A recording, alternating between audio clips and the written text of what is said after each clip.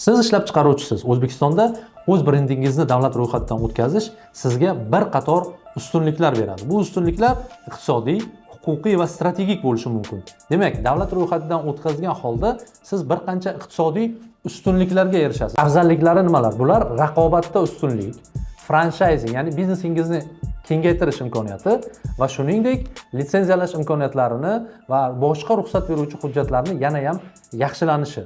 Keyingisi esa investitsiya va moliyaviy qiymatning oshganligi. Ya'ni bilasizki, ishlab chiqarayotgan brendingiz o'zi boshqalarga o'xshash bo'lmasa, moliyaviy qiymat ham yuqori darajada bo'ladi.